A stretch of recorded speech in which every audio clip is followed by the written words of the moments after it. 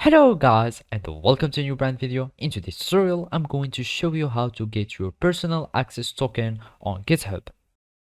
So the first thing to do is to open your web browser, either if it was Google Chrome, Mozilla Firefox, Microsoft Edge or any web browser that you are using.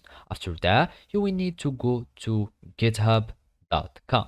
And now we will need to create an account so we can be able to use the GitHub services. So basically all we need to do is to click on sign up and then it will redirect us to the sign up page. And now you need to add your email, then gmail.com or any other email that you are using. You click on continue, you create a password. So if it was anything like that, you click on continue and then you will add a username, for example whatever the username was.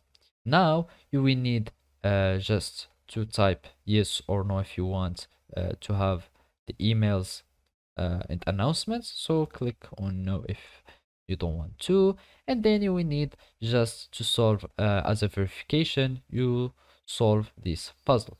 So we start this puzzle, identical objects, we do like this, and then you will do like that, and then you will create an account. So basically after you create an account, all you need to do is to verify your email by having copying the code that will be sent to your email, and then you will just paste it here and you will be able to create a new account on GitHub. After that it will sign in you and you will have access to use the GitHub repository. And basically now all you need to do is to follow these simple steps. So now we need to go to our profile. You go to the settings, and here down at the bottom we will find the developer settings. We need to go to personal access token, the PAT. We go to tokens, and then you will need to generate a new token here. So after you click, you give it a name. So just a note or anything, token. And here you can give it an expiration date.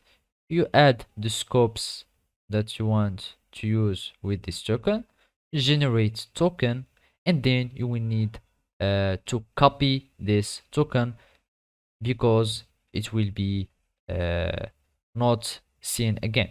So basically you will need just to copy this and store it somewhere in your local computer, somewhere secure, and you can now use your token easily and as you want.